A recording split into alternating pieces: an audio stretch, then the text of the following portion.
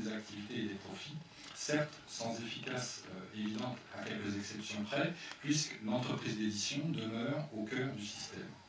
Il s'agit de discours qui démontrent néanmoins que la recomposition des fonctions est pensée et qu'elle fait débat.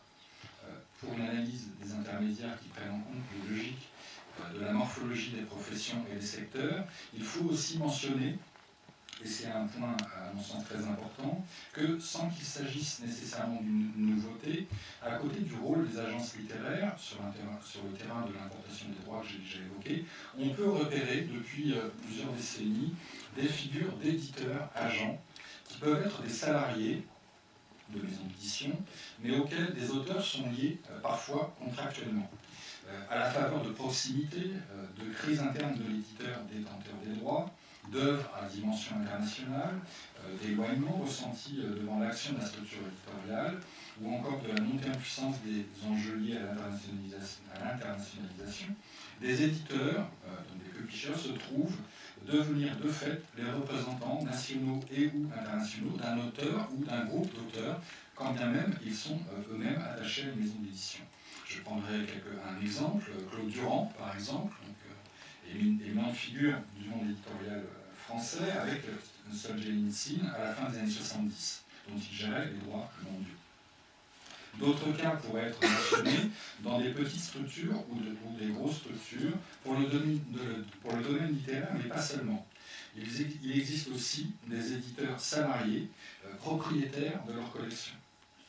Il faut y voir des situations plus tranchées que la simple proximité qui conduit un auteur à suivre son éditeur, parfois son découvreur, si celui-ci change de label. Pour conclure, je dirais qu'une part de l'étude de cette question des professions éditoriales et donc de l'apparition d'intermédiaires pourrait consister à considérer avec attention les discours sur la professionnalité, pour reprendre un terme qu'utilise François Rouet, dont on sait la richesse pour un milieu qui se met en scène, pour lequel cette mise en scène est aussi un enjeu participant de la valorisation économique. Cette mise en scène, remarque François Rouet, masque en fait une réalité plus complexe et singularise une figure de l'entrepreneur d'édition dont les caractéristiques sont partagées par d'autres domaines des industries de la culture et de la communication, et plus largement, probablement. Merci. Merci.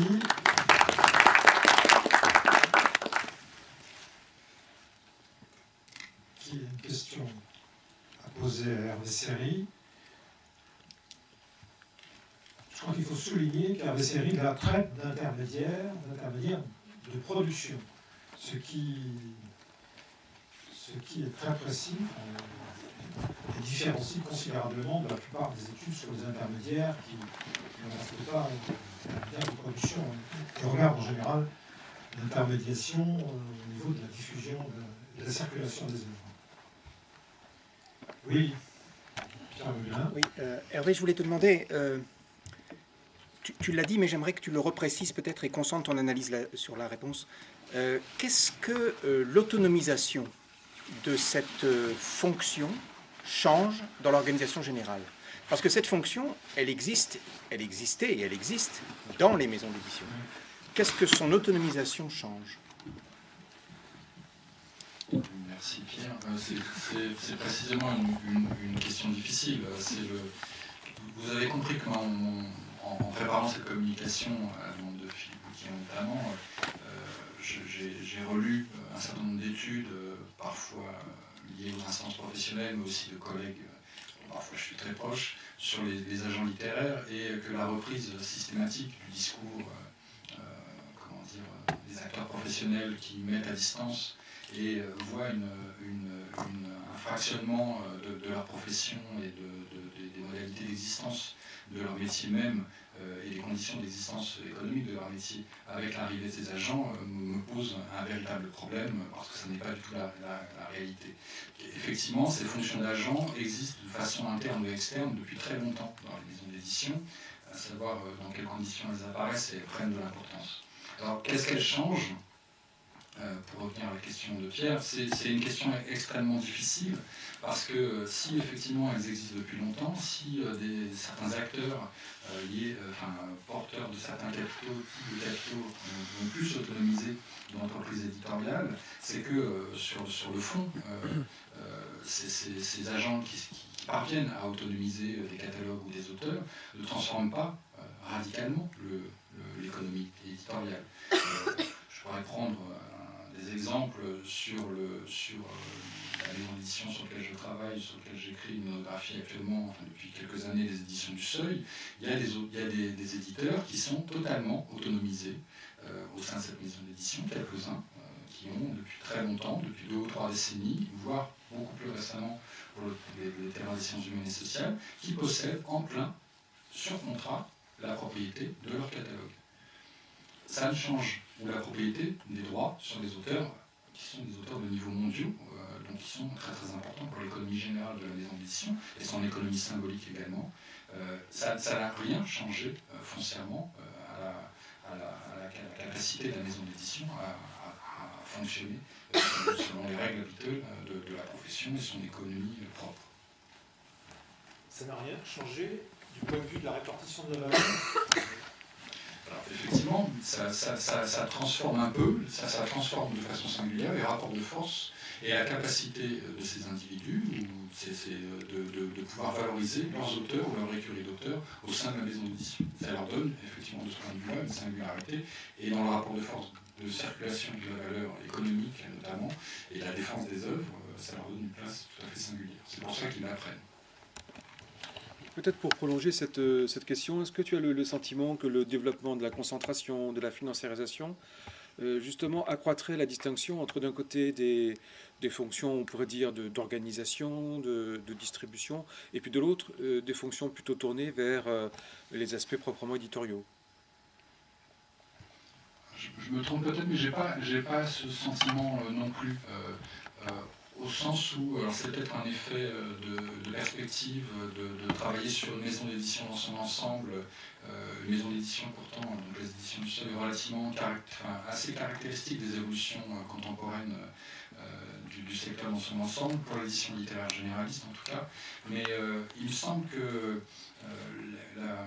la vision d'un monde éditorial qui effectivement se concentre, c'est des effets réels, c'est pas ça que je veux remettre en cause, mais d'un monde éditorial qui de plus en plus soumis à une logique de gestion, de rationalisation, d'économisation de ses pratiques, doit quand même être largement remis en perspective historiquement, et qu'il existe depuis très très longtemps. Certes, les outils et la montée en puissance de l'aval de la filière, la distribution, pèsent beaucoup plus sur l'évaluation des coûts, sur les transferts financiers entre les différentes collections ou entre les différents secteurs d'une maison d'édition ou au sein des groupes, mais la vision est depuis longtemps à la fois économique et éditoriale, et que la partition n'est pas aussi évidente que certains veulent bien, certains acteurs la mettent en scène en tout cas. Merci. On va continuer dans le domaine de l'édition, mais avec une situation avec Sylvie Bosser et un nouvel éditeur en fait, puisqu'Amazon, on le sait, intervient dans l'édition et sous le biais là, cette fois, à propos de son travail, de la traduction.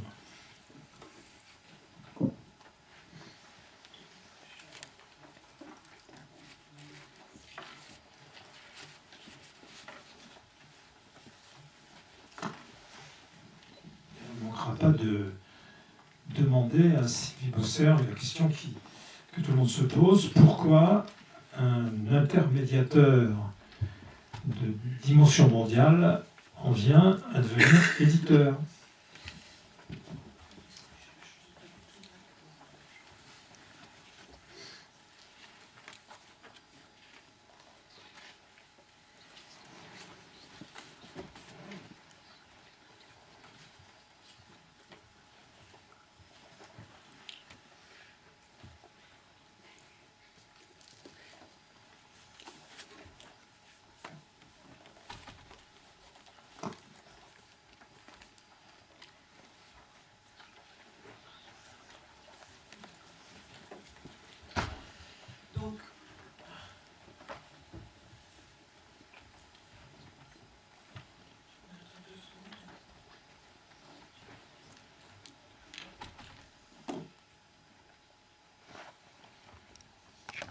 Ok.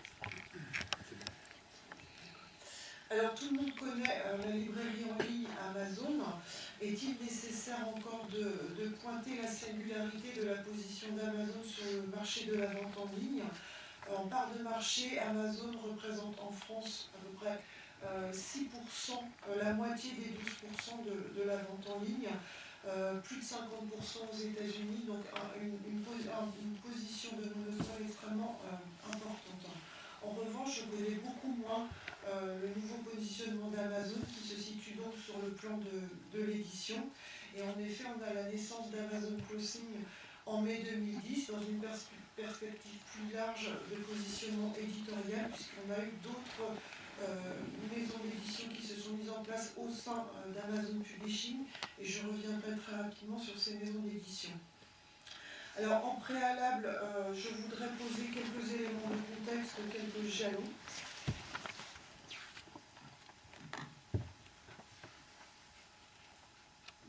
Voilà, alors la structuration du marché mondial de l'édition. Deux éléments principaux caractérisent la circulation des livres sur le plan mondial. L'opposition entre centre et périphérie qui détermine les flux. Je renvoie ici aux travaux de Gisèle Sapiro sur la sociologie de la traduction, ainsi qu'à ceux d'Abraham de Swan, qui a montré donc l'existence d'un système de rapport de force inégaux entre les langues. L'anglais est considéré comme la langue hypercentrale, le français et l'allemand suivis du russe étant des langues centrales. Et dans ce système, les traductions circulent avant tout du centre vers la périphérie. Second élément caractéristique de la structure du marché mondial de la traduction, une opposition entre circuits de grande diffusion et circuits de diffusion restreinte, pour reprendre la terminologie de Pierre Bourdieu. Alors le marché américain, toujours selon les travaux de Gisèle Sapiro et notamment une des dernières études qu'elle a réalisées pour le motif qui s'intitule Les échanges littéraires entre Paris et New York à l'ère de la globalisation, ainsi que les travaux que l'on peut trouver dans le dernier rapport pour le ministère de la Culture.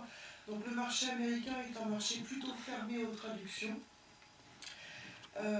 Pour autant, quelques succès de traduction tels que par exemple L'élégance du hérisson de Muriel Barbery, qui s'est écoulé à plus de 800 000 exemplaires outre-Atlantique et qui a été publié par l'éditeur Europa, ont amené les maisons d'édition américaines à se pencher sur la production littéraire française. Et c'est dans ce contexte de renouvellement de l'écosystème de la traduction aux États-Unis qu'il faut situer l'initiative d'Amazon Crossing. Alors, quel est donc l'intérêt d'Amazon Crossing à se situer à rebours des flux classiques de circulation des œuvres traduites? Dans quelle mesure Amazon Crossing illustre l'élargissement de la trajectoire d'un métier à un autre, ou en tout cas, on ne passe pas du métier de la librairie au métier de l'édition. On a vraiment un passage à 360 degrés sur lequel je reviendrai. Et aussi, ce qui m'a évidemment intéressé dans cette étude, c'est de voir quelles sont les réactions des éditeurs français face à cette construction symbolique de l'éditeur Amazon par le biais d'Amazon Crossing. Comment ici aussi, de voir comment ici, dans ce cas précis, le symbolique est au cœur de l'économique. Donc autant de questions qui tentent de cerner mon objet. Alors, pour répondre à ces questions, dans un premier temps, j'examinerai le positionnement d'Amazon Crossing, pour me concentrer dans un second temps sur la perception des éditeurs français et plus spécifiquement des responsables de session en littérature. Comment est-ce qu'ils perçoivent cette stratégie d'acteurs? Alors, en matière de méthodologie, j'ai, effectué une série de 10 entretiens. Alors, des entretiens avec des responsables de session qui ont travaillé avec Amazon Crossing, essentiellement des maisons d'édition qui font partie de grands groupes. J'ai effectué 3 entretiens avec des responsables de session qui n'ont pas travaillé avec Amazon Crossing, un entretien avec la responsable d'une petite maison d'édition indépendante mais qui est très présente au niveau international. Je souligne que toutes ces personnes ont demandé à ce que le nom de la maison d'édition et leur nom ne soient pas cités. Et j'ai eu un entretien téléphonique avec un responsable d'Amazon Crossing qui s'appelle donc Gabriela Pechfort. Je ne me suis pas déplacée à Seattle pour la rencontrer. Alors, ce que je voudrais montrer en premier lieu, c'est la volonté affichée par Amazon Crossing dans la construction de sa dimension symbolique de défense de la diversité culturelle. Et je commence donc par une analyse du communiqué de presse, puisque, outre la série d'entretiens, j'ai travaillé sur trois éléments de discours: le communiqué de presse, le document qui a servi à Amazon Crossing pour démarcher les éditeurs, un des premiers documents, et j'ai également évidemment travaillé sur le site. Alors, quand on regarde le communiqué de presse, on a une citation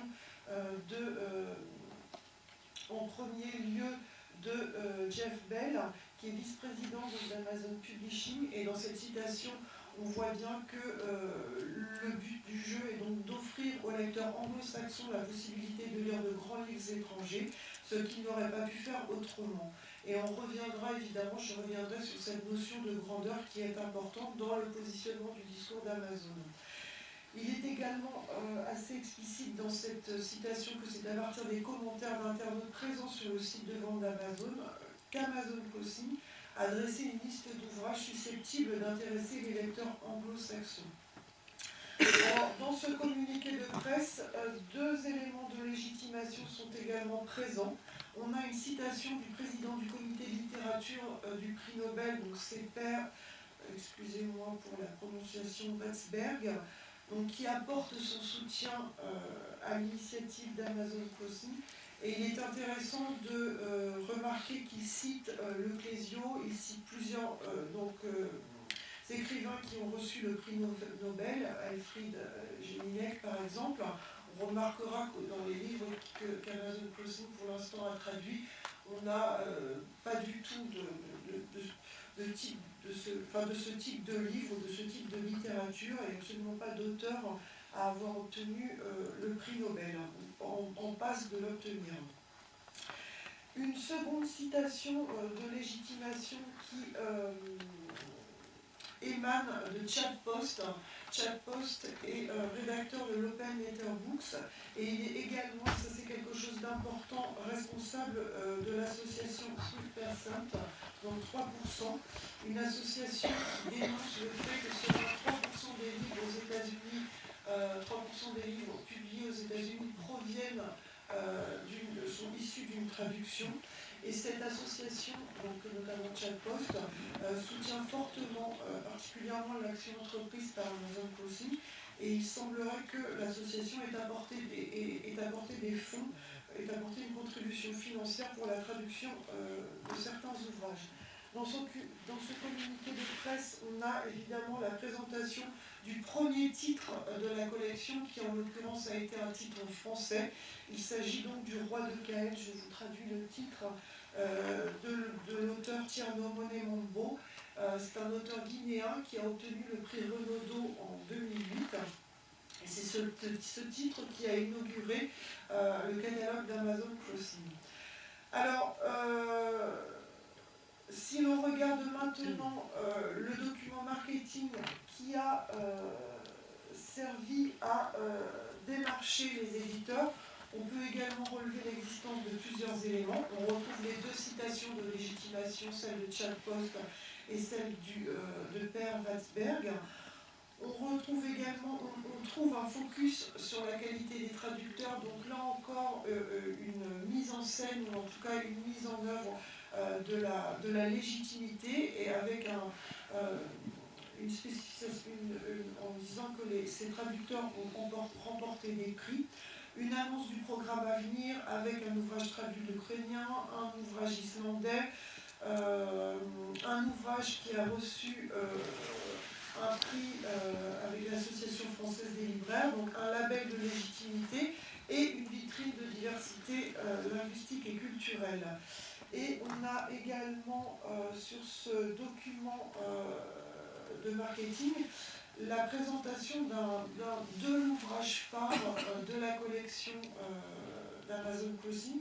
C'est l'ouvrage, quelque part, qui a valeur d'exemplarité et donc d'incitation, puisque Hansman Daughter a rencontré un très vif succès. Il a été vendu à plus de 100 000 exemplaires donc dans la traduction effectuée par Amazon Crossing. Il fait partie de la liste des best-sellers du top 100 du Kindle. C'est un livre qui a été écrit par un Allemand, donc Olivier Potts. Voilà. Alors, je passe maintenant au site d'Amazon Crossing. Donc, c'est un site qui, on peut remarquer très rapidement le logo. Donc, c'est une flèche à double sens qui parcourt un globe terrestre. Ensuite, on a une phrase très courte qui présente Amazon Crossing, donc publication d'ouvrages de langues étrangères issus du monde entier, et des ouvrages qui ont reçu un prix ou qui ont connu beaucoup de succès. Alors, une rapide description de cette page d'accueil, un focus qui change régulièrement donc, sur deux ouvrages. Ensuite, la liste des nouvelles traductions en anglais. On a au total, sur la page d'accueil, 5, parmi lesquels on trouve un ouvrage issu du français. Je donne le titre en français, c'est La rivière et son secret de Pierre Grimbert, qui a été publié initialement chez Robert Laffont. Ensuite, une liste de 7 ouvrages à venir prochainement. Une liste plus complète des traductions en anglais, 20 au total, parmi lesquels on trouve un autre livre de langue française originale. Donc c'est Adieu Farewell de Sergei Kostin et d'Éric Reynaud, qui a été également publié chez Robert Laffont.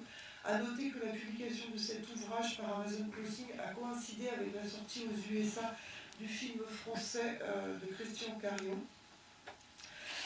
Ensuite, vous ne le voyez pas, mais on a la liste des livres traduits en allemand, puisqu'en 2012, juillet 2012, Amazon Crossing a inauguré un deuxième axe de livres traduits en allemand. Alors, il faut noter, c'est ce que m'a fait remarquer, mais je l'avais également remarqué, il faut noter que tous les livres traduits par Amazon Crossing n'apparaissent pas sur cette page d'accueil. En fait, ne figurent sur ce site que les derniers ouvrages traduits. Par exemple, Le Roi de Caël n'y figure plus. Et si vous tapez Le Roi de Caël, vous allez tomber directement sur le site de vente en ligne Amazon. Donc au total, selon Gabriella Pechfort, Amazon Crossing a traduit en anglais et publié plus de 100 ouvrages de littérature provenant de 22 pays et de 14 langues originales. Et sur ces 100 ouvrages, un peu plus d'une dizaine sont issus donc de la langue française. Alors chaque ouvrage fait l'objet d'une notice détaillée en renvoi direct sur le site de vente d'Amazon, ainsi que du système habituel de recommandation amazonien. Je ne sais pas si on peut l'utiliser. Donc les clients qui ont acheté ce livre ont également acheté.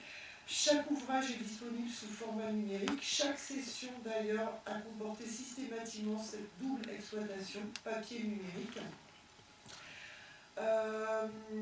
Amazon Crossing ne s'est jamais engagé dans une session, il faut noter qu'Amazon Crossing ne s'est jamais engagé dans les sessions effectuées à un minimum d'exemplaires papier, mais d'après ce que j'ai compris, visiblement les tirages papier tournent autour de 1500-2000 exemplaires, ce qui est quand même peu en termes de littérature et en termes d'ouvrages, on va dire, best-sellers, d'ouvrages commerciaux. Il faut également noter que le nom du traducteur apparaît sur la première de couverture, ce qui est tout à fait inhabituel aux États-Unis. Généralement, les éditeurs préfèrent ne pas le faire apparaître parce que les libraires sont très réticents. Alors donc, on revient un peu sur les critères de sélection qui président au choix effectué par Amazon Crossing. Je l'ai déjà souligné, la recherche d'ouvrages qui se sont bien vendus et ou qui ont reçu un prix littéraire. Et Amazon Crossing dispose d'un outil évidemment de poids pour faire son choix. Amazon Crossing accède évidemment aux chiffres de vente dans le pays d'origine et accède aussi aux commentaires des internautes sur lesquels il se base. Alors donc je voudrais maintenant revenir sur la notion de grandeur qui scande les différents textes ou les différents discours émanant d'Amazon Crossing. Je renvoie à la notion de grandeur traité par Boltanski et Thévenot en 1987 dans Les économies de la grandeur. Donc ici, la grandeur est soit relative à un paramètre économique de très bonne vente dans le pays initial, soit relative à une notion de distinction, un prix, soit désignée tout simplement comme exceptionnelle. Les qualificatifs d'exceptionnel, terrific, on retrouve également l'utilisation de qualificatifs dans les citations laudatives de Chad Post, de Jeff Bell ou de Per Welsberg, ne sont pas plus explicites quant à ce qualificatif employé. Dans l'occurrence, comme je l'ai dit, lorsque l'on regarde de près la liste des ouvrages présents sur le site, peu d'entre eux ont effectivement reçu un prix. Donc on peut dire que le paramètre essentiel est donc probablement le nombre initial d'exemplaires vendus et la perspective, évidemment, d'un accueil positif de la part du lectorat visé. Or, on sait très bien, outre le fait que l'obtention d'un prix ne préjuge en rien du succès que peut rencontrer un ouvrage dans une autre ère de réception, le succès de vente initiale ne garantit pas plus cette réception. Il nous semble donc, en tout cas à ce niveau-là, qu'il y a de la part d'Amazon Crossing une réelle prise de risque, un réel positionnement éditorial à l'instar d'un éditeur classique. On n'est pas juste dans l'externalité qui revient à bénéficier des actions des autres acteurs sans investissement. Alors on relève à droite, on relèvera, je vous l'ai dit tout à l'heure, la présentation des autres branches du développement éditorial d'Amazon. On a par exemple quelque chose qui est important, c'est Amazon Encore, avec la question très fortement abordée sur le marché des États-Unis du self-publishing, le thriller avec Thomas and Mercer, les romans sentimentaux avec Montlake Romance. Vous ne le voyez pas sur le PowerPoint, mais vous pourrez le voir sur le site, etc., etc. Alors, d'un point de vue logistique, les littératures de genre et Amazon Crossing se situent géographiquement à Seattle, tandis que la littérature a un bureau dédié à New York, avec des éditeurs qui viennent de maisons prestigieuses américaines. Ils n'ont pas été débauchés visiblement, ils sont venus de leur propre gré travailler chez Amazon. Alors, toujours sur la page d'accueil du site d'Amazon Crossing, on a un élément intéressant, plusieurs onglets parmi lesquels il y en a un qui retient particulièrement mon attention, à savoir les suggestions des internautes quant aux livres qu'ils aimeraient voir traduits. Donc, quel livre souhaiteriez-vous voir traduit en anglais? Et pour la rubrique pour laquelle on a relevé 240 postes. Donc, Amazon croise donc plusieurs données qui lui indiquent des axes à développer, même si cela ne représente en rien une garantie de succès, comme nous venons de le souligner. Le roi de Caël, qui a donc obtenu le prix Renaudot, n'a visiblement pas bien fonctionné, puisqu'il ne s'est vendu, d'après Gabriella Petchford, qu'à la hauteur de moins de 5000 exemplaires, à contrario d'Adieu Farewell, qui s'est vendu jusqu'à présent à peu près à 25 000 exemplaires, ou de La Rivière et son secret, 20 000 exemplaires. Il y a encore un autre titre qui a bien fonctionné, c'est Histoire d'amour de Janine Boissard, également plus de 20 000 exemplaires. Gabriella Petchford n'a pas voulu commenter outre mesure ces chiffres, disant seulement qu'ils étaient plutôt positifs. Alors maintenant, je passe à la perception mitigée de la part des professionnels français rencontrés.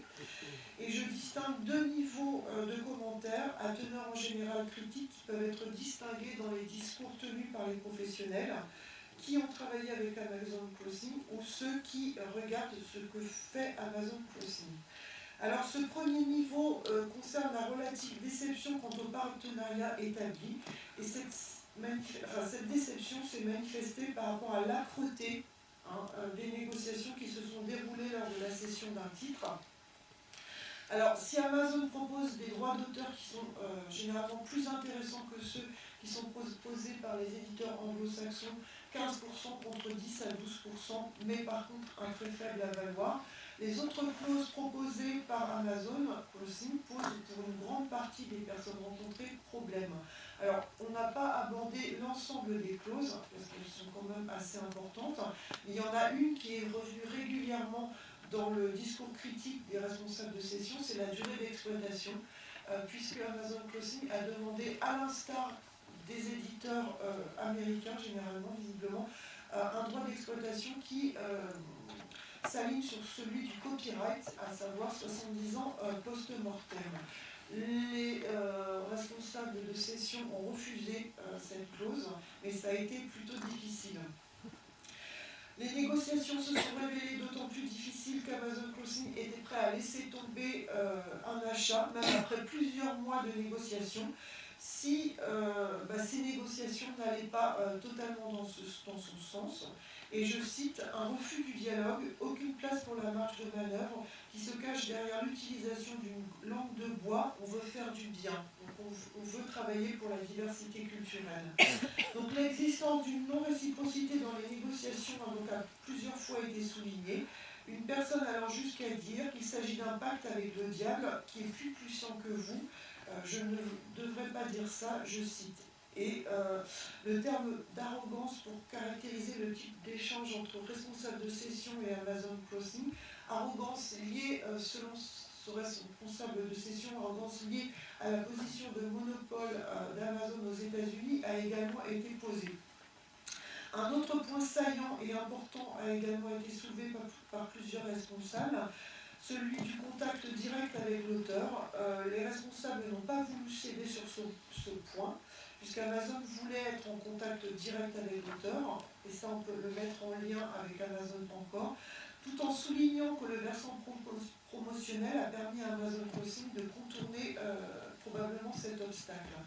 Une déception par rapport à la promotion de l'ouvrage, en dépit de la vitrine que constitue le site de vente en ligne. Alors même si tous les éditeurs américains n'organisent pas systématiquement des actions de promotion avec la venue de l'auteur par exemple, Amazon Crossing n'a pas du tout investi le versant promotionnel comme il était présenté notamment dans le document de marketing.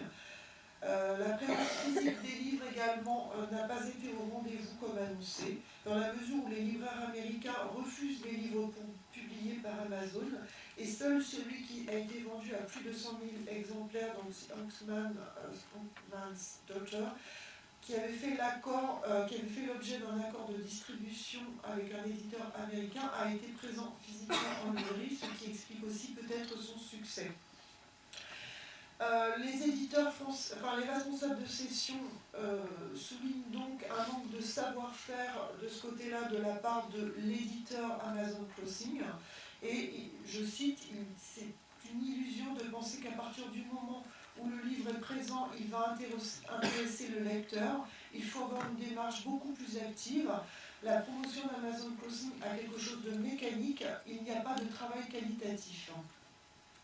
Alors beaucoup estiment que l'argument de diversité culturelle avancé par Amazon Crossing n'est qu'un argument de façade permettant à Amazon d'étoffer son catalogue, notamment son catalogue numérique, donc de gagner des parts de marché. Enfin, une relative déception par rapport aux chiffres de vente et par rapport aux attentes qui ont pu être formulées de la part des responsables de cession. Alors, 2 personnes interrogées ont souligné le caractère pragmatique de la cession avec Amazon. Dans leur prospective, elles n'avaient pas réussi à trouver un éditeur américain et Amazon était preneur. Donc, ils ont malgré tout négocié avec Amazon. Alors, juste, je fais une petite digression par rapport aux auteurs. Les auteurs, ça ne les gêne pas du tout de signer avec Amazon. Ces derniers pensent de toute manière, je cite, qu'il s'agit d'une cession inattendue, donc quelque chose quand même qu'ils n'espéraient plus, et surtout donc d'une cession en anglais, ce qui représente dans la langue dans cette langue hyper centrale une conséquence non négligeable au-delà du potentiel de vente. Alors le second niveau de perspective critique présent dans les discours donc, positionne Amazon Crossing dans la configuration critique plus générale d'Amazon. Et à ce moment-là, les personnes interrogées ont en effet en tête, d'une part, la disparition des librairies physiques, due en grande partie au site de vente en ligne aux États-Unis, et d'autre part, le dumping des prix est réalisé par celui-ci également aux États-Unis. En France, c'est l'éditeur qui fixe le prix final d'un ouvrage, mais ce n'est pas le cas aux États-Unis. Et donc les éditeurs et les responsables de session souhaitent se prémunir du risque d'une situation où ils ne seraient plus en mesure de négocier quoi que ce soit avec Amazon. Alors, ce refus également, donc un refus important pour Amazon, enfin pour les responsables cessionnaires qu'Amazon Crossing soit en contact direct avec l'auteur, d'autant plus que donc Amazon a mis en place une collection de livres traduits en allemand, ce qui laisse à penser qu'Amazon un jour pourrait se positionner par exemple en tant qu'éditeur français, puisque là il peut se positionner en tant qu'éditeur allemand. La plupart des personnes interrogées ne considèrent donc pas Amazon comme un véritable éditeur, même s'ils savent que ce sont des éditeurs professionnels qui ont été recrutés dans ce cadre précis. Je cite, il ne s'agit pas d'un éditeur incarné. Un autre estime qu'un libraire ne devrait pas chercher à devenir éditeur. Donc le savoir-faire professionnel est inexistant, donc un problème de reconnaissance de légitimité vis-à-vis d'un acteur dont on estime qu'il ne fait pas partie du champ des médiateurs légitimes. Alors je conclus. Plusieurs éléments méritent d'être mis en avant. Donc Amazon Crossing, une fonction de la traduction envisagée comme une manière d'étoffer un catalogue à visée essentiellement numérique. Un alibi de la diversité culturelle avec la politique du Day One. Toute nouvelle journée apporte de nouveaux contenus. Amazon Crossing, la troisième étape dans la maîtrise du 360 degrés, où l'un des instruments du déploiement d'une intégration verticale et d'une stratégie de diversification avec pour objectif à terme une situation de monopole au moins en termes de vente, et là on y est déjà. La seconde étape que représente la situation de rente technico-commerciale, couplage catalogue matériel n'est plus, me semble-t-il, un objectif primordial pour Amazon, puisque les internautes peuvent désormais télécharger un logiciel qui permet de lire des contenus Kindle sur d'autres supports que le Kindle, excepté les livres gratuits empruntables sur la bibliothèque Kindle. Donc les deux nerfs de la guerre sont la production du contenu, ou du moins sa maîtrise par rapport aux autres grands Internet, Google, Apple, entre autres, et en second lieu sa vente. Il faut quand même noter que par rapport à cette stratégie, les acteurs traditionnels de l'édition se mobilisent, que ce soit des petits acteurs ou de plus grands. Je pense notamment par exemple à l'accord relativement récent de Bertelsmann avec Pearson pour créer Penguin Random House, afin de créer un géant de l'édition mondiale en anglais pour mieux contrer Amazon. Une logique de catalogue essentiellement numérique au niveau mondial, et j'ai un des responsables de session qui me disait même Amazon veut être le maître du monde, veut régler sur le monde entier. Un éditeur cessionnaire considéré comme un prestataire de service. La question aussi que je me pose, tout n'est pas dans ce que j'ai mis, c'est est-ce que la réaction des cessionnaires français reflète celle des autres cessionnaires présents au niveau européen, par exemple. Le discours enchanté de la diversité culturelle, est-ce que ce n'est pas un masque déjà donc, pour alimenter un catalogue, et un masque aussi pour se refaire une vertu face à la fronde quasi généralisée des éditeurs étrangers. Une mise en scène de la créativité et des attentes du lectorat pour mieux appuyer et légitimer une stratégie.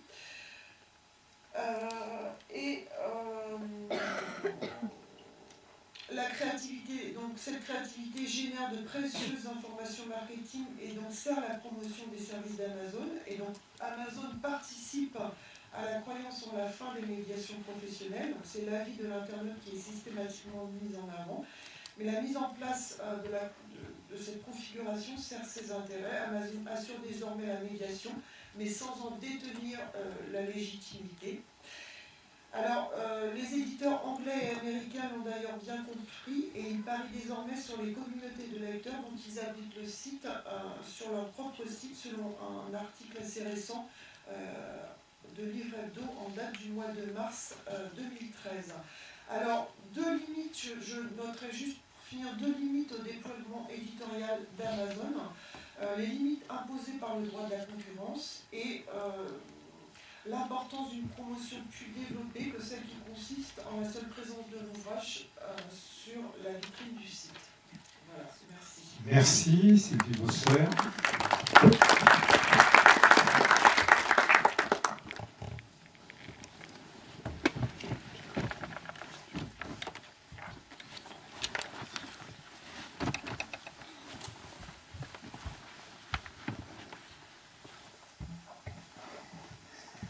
Une question très rapide. Je voulais savoir si tu avais d'autres informations sur le mode de rémunération et le mode de désignation des traducteurs, et si par hasard ça se faisait par crowdsourcing, puisque Amazon est un des acteurs avec The Mechanical Turk, un des premiers acteurs du crowdsourcing.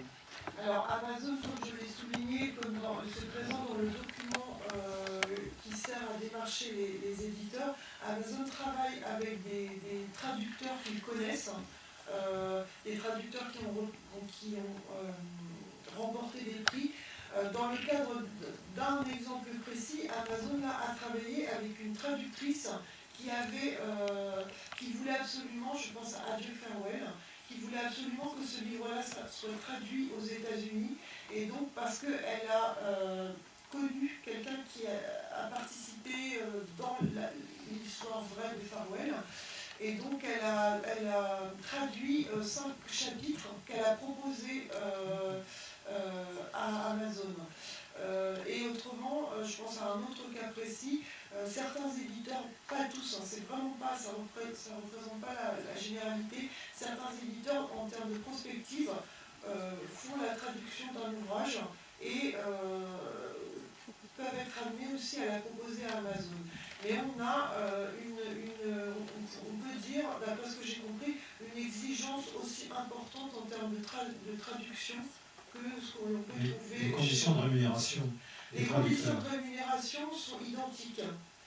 Parce que de toute manière, dans le contrat de cession qui est négocié entre Amazon et le responsable français fait attention aux conditions de rémunération du traducteur. Donc là, il n'y a pas de problème de ce côté-là. C'est pas là-dessus qu'Amazon, c'est pas sur ça qu'Amazon tire les prix. Une petite remarque justement en question. Il me semble que du coup, là, on a entendu ce qu'on a déjà entendu ce matin pour le cas du crowdsourcing ou le cas de la musique, c'est-à-dire le fait qu'il y a plus on augmente le nombre d'intermédiaires dans la chaîne d'intermédiation, plus ça s'appuie sur le mythe d'une relation directe entre des auteurs, des consommateurs, etc. Il y a vraiment un étonnant mythe de la transparence, qui n'est pas crédible, mais qui fonctionne quand même. Mais ma question concerne autre chose. Vous avez évoqué au tout début de votre communication, alors peut-être que c'était ce terme a complètement disparu ensuite, le passage d'un métier à un autre. Et autant je vois bien ce que c'est que le métier d'agent littéraire, autant je vois bien ce que c'est que le métier de libraire au sens d'espace physique, etc., etc. Il y a tout un tas d'intermédiaires qui sont aussi des métiers. Autant je ne vois pas ce qu'est le métier d'Amazon. Et la question, elle n'est pas simplement rhétorique. Je pense que Bernard l'a peut-être un peu évoqué ce matin quand il parlait de la perte du professionnalisme. C'est-à-dire, est-ce que justement, enfin, il y a des libraires qui sont devenus des éditeurs, même si c'est marginal, et inversement. Mais justement parce qu'il y avait des formes de savoir-faire, d'apprentissage formel ou informel, qui sont relativement communs. Enfin, en tout cas, ils partageaient des choses en commun. Il y a des libraires qui partagent des choses en commun avec les éditeurs sur la connaissance de ce que c'est que ton livre, etc. Peu importe. Mais est-ce que, du coup, s'il y a un métier, c'est quoi? Et il me semble que du coup, enfin, outre les critiques que vous avez évoquées, mais qui sont sur le mode évaluatif, moi je suis sur le mode descriptif, de manière descriptive, s'il y a un métier, c'est quoi? Et est-ce qu'on n'est pas justement à un moment où les métiers traditionnels, non pas forcément sont détruits, d'ailleurs pas du tout, mais ont affaire avec des nouveaux intermédiaires qui ont une fonction d'intermédiaire, mais qui n'est pas encore un métier. Peut-être que ça va le devenir, mais moi je ferais plutôt l'hypothèse qu'il n'y a pas encore de métier là. C'est pas un libraire Amazon. Si, c'est un libraire en ligne. Ça, c'est une fonction, mais ça, c'est une fonction d'intermédiation, c'est pas un métier. C'est une fonction pour son cas. Qui utilise comme des outils de recommandation. J'ai assisté à un colloque la semaine dernière où le responsable de la plateforme, le responsable logistique de la plateforme d'Eden Livre, donc la plateforme numérique de Gallimard, etc., disait qu'il allait falloir quand même à terme qu'on considère Amazon comme un vrai libraire et que c'était plutôt les autres qui allaient devoir s'aligner. Bon, je ne partage pas forcément ce point de vue-là, mais le métier que veut désormais aussi également embrasser Amazon, c'est donc celui de métier d'éditeur, avec notamment, par le biais de ce processus de traduction, mais avec aussi une logique. En fait, Amazon, finalement, procède comme ont procédé beaucoup d'éditeurs quand ils se sont créés, passer par la traduction, je pense notamment à Actes Sud, passer par l'achat de titres, hein, puisque beaucoup, Montlake Lawrence par exemple, c'est beaucoup de titres achetés à des fonds d'éditeurs américains, des titres achetés à des éditeurs. Donc on est dans une diversification et dans un mouvement d'intégration. Et c'est par ce biais-là, c'est comme cela qu'Amazon se positionne également maintenant en tant qu'éditeur. Alors maintenant qu'on ne lui reconnaisse pas la légitimité d'éditeur, c'est une autre question. Non, c'était pas le sens de ma question. Le sens de ma question était sur le métier au sens, on va dire, de la sociologie du travail. C'est-à-dire, du coup, avec des apprentissages, des savoir-faire, des compétences, des connaissances, c'est-à-dire qui sont à la fois sur un mode pratique et un mode épistémique.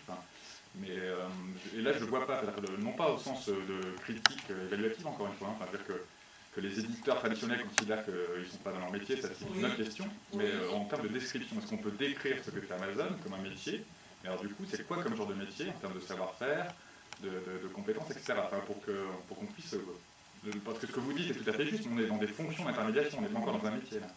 Bon, alors, peut-être que je ne comprends pas bien la question, mais pour moi, Amazon a pas forcément les compétences, mais en tout cas a les fonctions et le savoir-faire d'un éditeur, c'est-à-dire le processus de choix. Il y a bien des choix qui sont effectués parmi les titres étrangers ou même dans le cadre de titres anglais. Voilà, un processus de promotion, etc. Donc on est quand même dans un métier d'éditeur.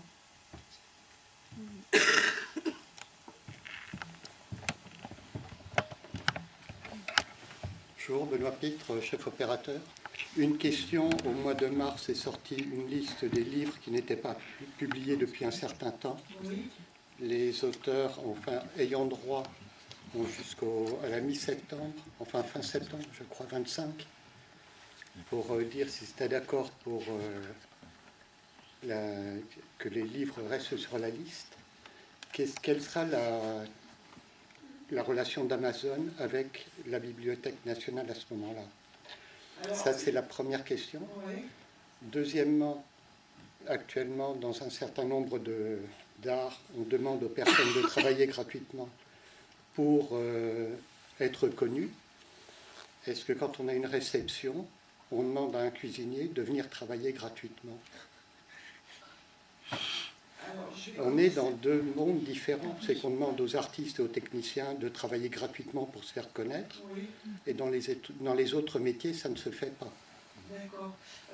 Je ne vois pas où il y a gratuité là, dans ce que j'ai présenté pour Amazon.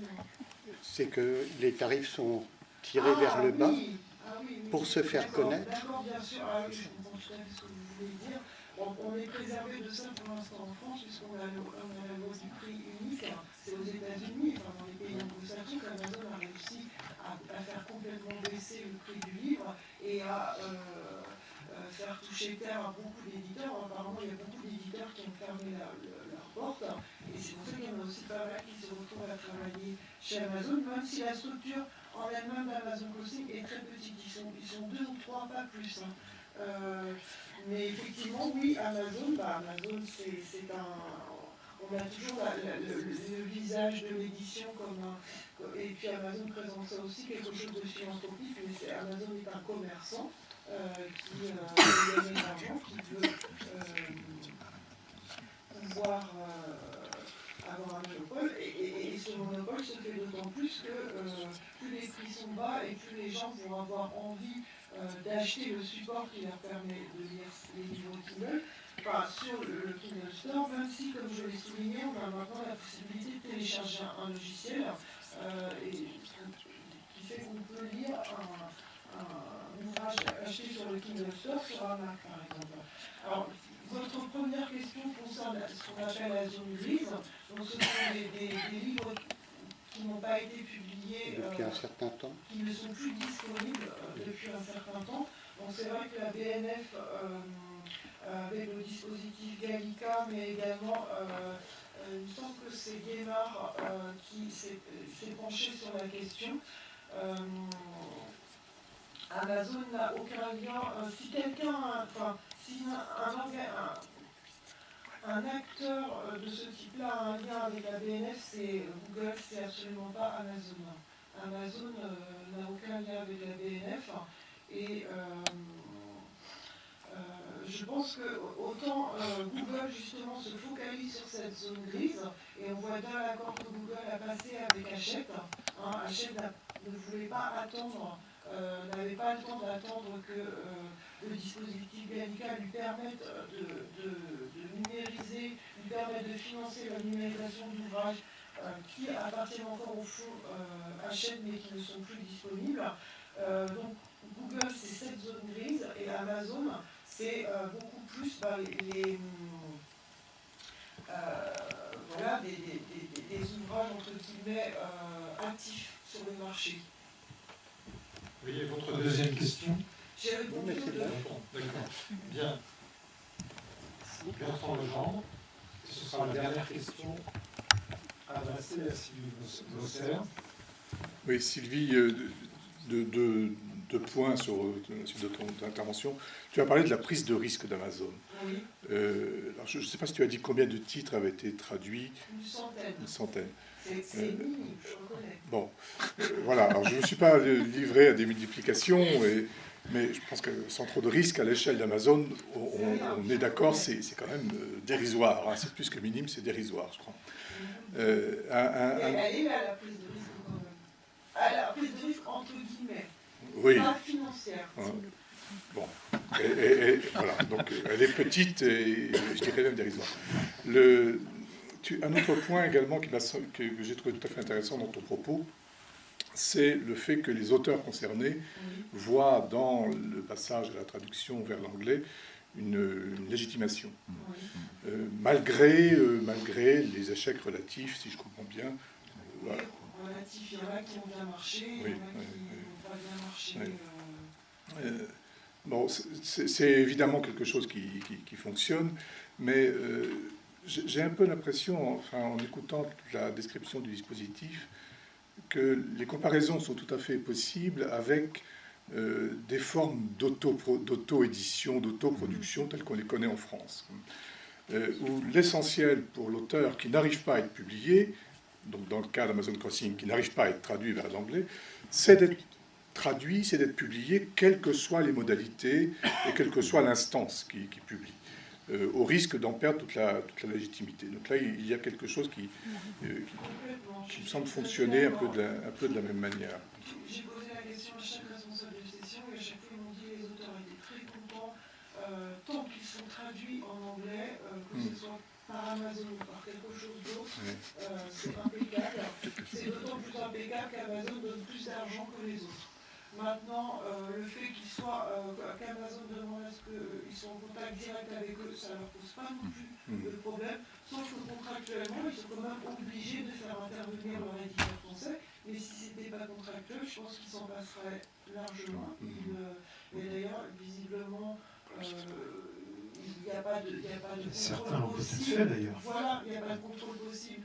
Ce qui m'a été souligné, c'est qu'il n'y a pas de contrôle possible de la part de l'éditeur cessionnaire. Donc probablement que sous le prétexte d'une promotion, Amazon est rentré en contact direct avec l'auteur et ça intéresse d'autant plus Amazon de rentrer en contact direct qu'en cas de succès, Amazon pourrait très bien devenir, à terme, c'est la crainte des éditeurs français, pourrait devenir l'éditeur de l'auteur français.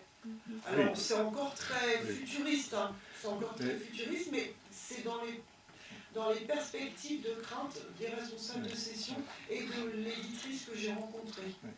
As-tu eu des chiffres sur les montants de droits versés aux auteurs Alors j'ai eu un avaloir de 5 000 € et la responsable m'a dit que c'était très, très faible, très peu. C'est vrai qu'en sciences humaines, ça serait bien. Très bien. En littérature, dans l'ordre de grandeur des best-sellers, c'est pas grand-chose. Donc c'est voilà 5 000 €, mais il y a plusieurs livres qui ont été vendus, cédés sans avaloir, juste avec des droits d'auteur. Merci. Je crois qu'il faut qu'on... On a déjà du retard. Et Oumar Khan, pardon. Oumar Khan attend. Légitimement. Allez, je suis très patient.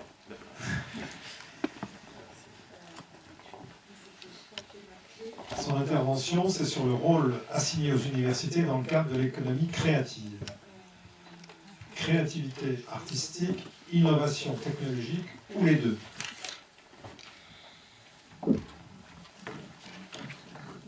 Merci Bernard.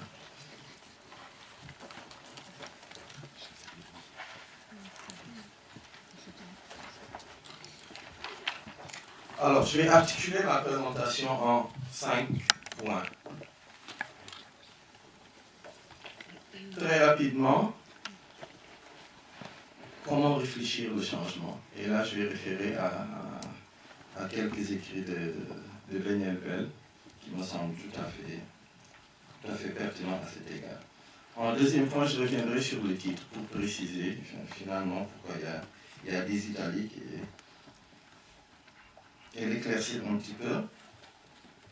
En troisième point, je reviendrai sur quelques dynamiques récentes du fonctionnement des universités. C'est ce qu'on a appelé particulièrement il y a peut-être 20 ou 30 ans l'académique capitalisme aux États-Unis.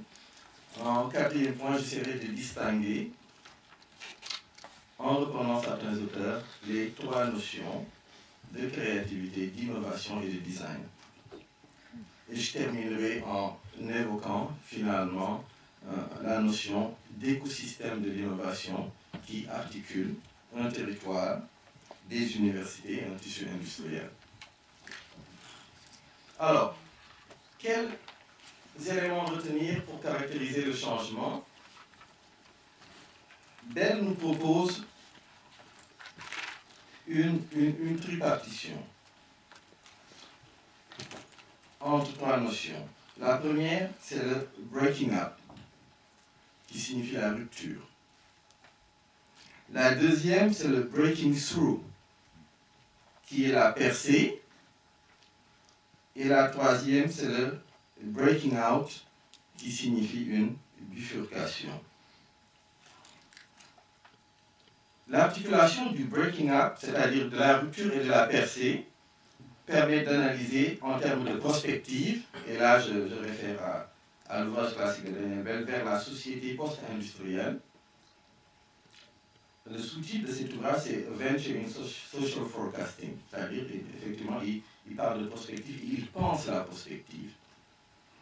Comment peut-on, effectivement, à partir d'un système quelconque, qu'on appréhende à un moment donné de son évolution, pouvoir prétendre avec une certaine validité, ou du moins avec une certaine vraisemblance, l'évolution future de ce système. Il parle des systèmes sociaux. Alors, l'opposition entre le breaking up et le branching out permet de poser une alternative d'une très grande importance, qui est le suivant. Un processus identifié comme changement constitue-t-il un changement du système ou un changement dans le système? Donc, c'est l'opposition là qui fait entre la rupture et la percée.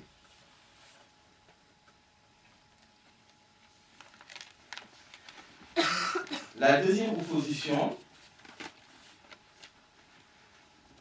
qui met en jeu les notions de breaking up et de breaking through, oppose un changement par rupture radicale ou alors un changement par innovation et création. Et ça, c'est exactement les termes utilisés par Daniel